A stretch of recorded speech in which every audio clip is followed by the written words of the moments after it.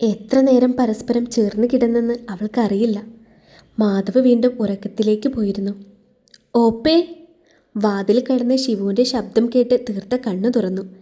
പിന്നെ മാധവിൽ നിന്നും അടർന്നു മാറി ബെഡിൽ നിന്നും എഴുന്നേറ്റു. ശരീരത്തെ പൊതിഞ്ഞിരുന്ന ആ ഇളം ചൂട് നഷ്ടമായപ്പോൾ മാധവ് മുഖം ചുളിച്ചു. മുടി വാരി ചുറ്റിക്കൊണ്ട് അവൾ ചെന്ന് വാതിൽ തുറന്നു. വാതിൽ തുറന്ന പാടെ ശിവു അകത്തേക്ക് കയറി. ഒരുപാട് നേരായല്ലോ, ഇതെന്താ വൈകിയേ? എനിക്ക് വല്ലാതെ വിശക്കുന്നു.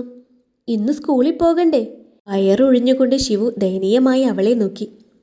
ഇന്ന് സ്കൂളിൽ പോകണ്ട, ഇവിടെ ഒന്ന് സെറ്റാവട്ടെ, എന്നിട്ട് നാളെ മുതൽ സ്കൂളിൽ പോകാം.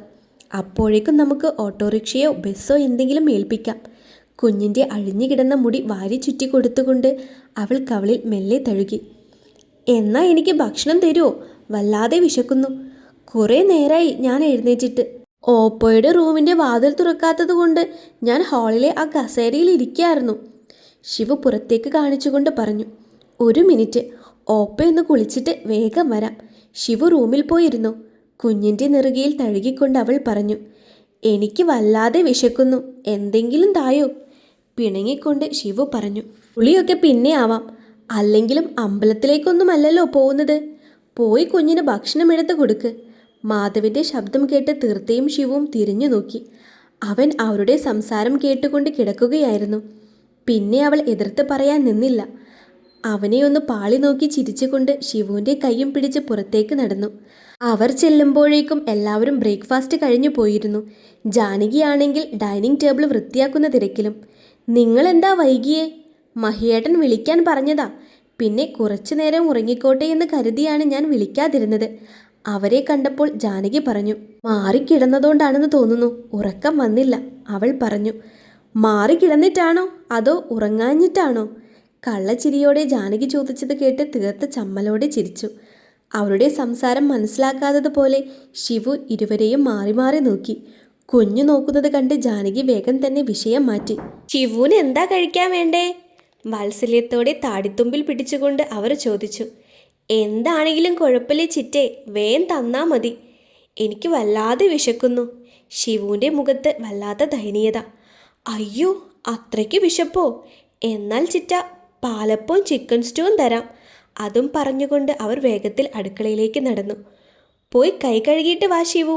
വീണ്ടും അഴിഞ്ഞുപോയ അവളുടെ മുടി മുറുക്കി കെട്ടിക്കൊണ്ട് തീർത്ത പറഞ്ഞു. മടിച്ചാണെങ്കിലും എഴുന്നേറ്റുകൊണ്ട് ശിവു കൈ കഴുകാൻ പോയി. അപ്പോഴേക്കും ജാനകി ഇരു കൈകളിലും കാസറോളുമായി തിരികെ എത്തി. നീ കഴിക്കുന്നില്ലേ? കുഞ്ഞിന് വിളമ്പി കൊടുക്കുന്നതിനിടയിൽ ജാനകി താടിക്ക് കൈ കൊടുത്തിരിക്കുന്ന തീർത്തയോട് ചോദിച്ചു. ഞാൻ കുളിച്ചിട്ട് മാധവേട്ടനൊപ്പം കഴിച്ചോളാം, അവൾ പറഞ്ഞു. അത് മതി, എന്തായാലും അവൻ കഴിക്കാനിരിക്കുമ്പോൾ ഒപ്പം ഇരിക്കണം. അപ്പോൾ പിന്നെ ഒരുമിച്ച് തന്നെ കഴിക്കുന്നതല്ലേ നല്ലത്, അവർ പറഞ്ഞു. ശിവു കഴിക്കുന്നത് നോക്കി അവൾ ഇരുന്നു. ജാനകി തൻ്റെ പണികളും തുടർന്നു. കുറച്ചു കഴിഞ്ഞപ്പോൾ മാധവനുള്ള ചായയുമായി തീർത്ത മുകളിലേക്ക് പോയി. മുകളിലേക്ക് പോകുമ്പോഴാണ് എതിരെ സ്റ്റെപ്പിറങ്ങി പാർവതി വന്നത്. അവളെ കണ്ടതും ആ മുഖത്തെ കനപ്പ് കൂടി. എന്നാൽ തീർത്തത് മൈൻഡ് ചെയ്തില്ല. ചായ തുളുമ്പിപ്പോവാതെ സൂക്ഷിച്ചു പിടിച്ചുകൊണ്ടവൾ മുകളിലേക്ക് സ്റ്റെപ്പ് കയറി.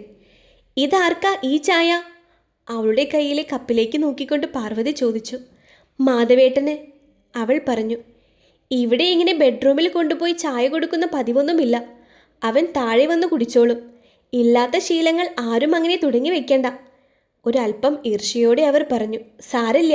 അതും പറഞ്ഞുകൊണ്ട് അവർക്ക് മറുത്തൊന്നും പറയാൻ അവസരം നൽകാതെ അവൾ സ്റ്റെപ്പുകൾ കയറി മുകളിലേക്ക് നടന്നു. രണ്ടാമത്തെ എഴുന്നള്ളത്തിന് തീരെ അനുസരണയില്ലാതായിരിക്കുന്നു. എത്ര നാൾ പോകുമെന്ന് കണ്ടറിയാം. തിരിഞ്ഞു നിന്ന് സ്റ്റെപ്പ് കയറി പോകുന്നവളെ നോക്കി പിറുപിറുത്തുകൊണ്ട് പാർവതി താഴേക്കിറങ്ങി. എന്താ ചേച്ചി മുഖം കടന്നല് കുത്തിയ പോലെ ഇരിക്കുന്നത്? ഹാള് തൂക്കുകയായിരുന്ന ജാനകി പാർവതിയുടെ വീർത്ത് കെട്ടിയ മുഖം കണ്ട് ചോദിച്ചു. അല്ല, അവളോട് മാധവിന് ചായ കൊണ്ടുപോയി കൊടുക്കാൻ ആരാ പറഞ്ഞത്? ഇത്ര നാളുമില്ലാത്ത ശീലങ്ങളൊക്കെ എന്തിനാ പുതുതായിട്ട്? തീർത്തയോടുള്ള ദേഷ്യം അവർ ജാനകിയുടെ മേലെ കുടഞ്ഞു. അതിനിപ്പോ എന്താ? തീർത്തയുടെ ഭർത്താവല്ലേ മാധവ്. ഒരു ഗ്ലാസ് ചായ കൊണ്ടുപോയി കൊടുക്കുന്നതിന് എന്താ ഇപ്പോൾ പ്രശ്നം? ജാനകി തിരിച്ചു ചോദിച്ചു. അങ്ങനെ പുതിയ ശീലങ്ങളൊന്നും വേണ്ട എന്നാ ഞാൻ പറഞ്ഞത്. അല്ലെങ്കിൽ തന്നെ ഇങ്ങനെ ചായ കൊണ്ടുപോയി കൊടുക്കാൻ അവൾ എത്ര കാലം ഉണ്ടാകും? പാർവതിയുടെ ശബ്ദത്തിലെ വ്യത്യാസം ജാനകി തിരിച്ചറിഞ്ഞു. അവർ അമർഷത്തോടെ ചേച്ചിയെ നോക്കി. ചേച്ചി എന്തൊക്കെയാ ഈ പറഞ്ഞു വരുന്നത്?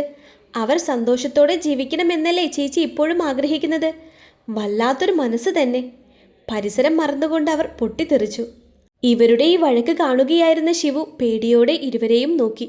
കുഞ്ഞിൻ്റെ പേടിച്ചരണ്ട മുഖം ആ നോട്ടം കണ്ട് ജാനകി ഒന്നടങ്ങി. പിന്നെ ഒന്നും മിണ്ടാതെ സിറ്റൗട്ടിലേക്ക് നടന്നു. ഒരുത്തി വന്ന് കയറിയപ്പോഴേക്കും ഇവിടെയുള്ളവർക്കും നാവ് വെച്ചു. ഇനി ഈ ഞാഞ്ഞൂൽ എന്നാണാവോ തലപൊക്കാൻ പോണത്?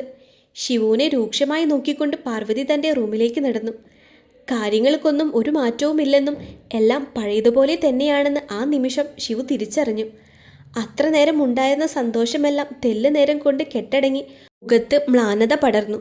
തിരികെ ടി വിയിലേക്ക് നോക്കിയെങ്കിലും ആ കുഞ്ഞു മനസ്സ് അവിടെയെങ്ങുമല്ലായിരുന്നു. ഇതേ സമയം താഴത്തെ കോലാഹലങ്ങൾ ഒന്നും അറിയാതെ തങ്ങളുടേത് മാത്രമായ ലോകത്തായിരുന്നു മാധവും തീർത്ഥയും. മതിവരാത്തതുപോലെ അവളുടെ ചുണ്ടുകൾ നുകരുകയായിരുന്നു മാധവ്.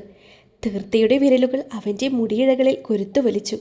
വന്യമായ ആവേശത്തോടെ അവൻ അവളെ ഇറുകെ പുണർന്നു. മതി, ശിവു വരൂ. നേർത്ത കിതപ്പോടെ അവനിൽ നിന്നും ചുണ്ടുകൾ അടർത്തി മാറ്റിക്കൊണ്ട് അവൾ മെല്ലെ പറഞ്ഞു. മതിയാവുന്നില്ല പെണ്ണെ, എത്ര വർഷത്തെ കടമാണ്.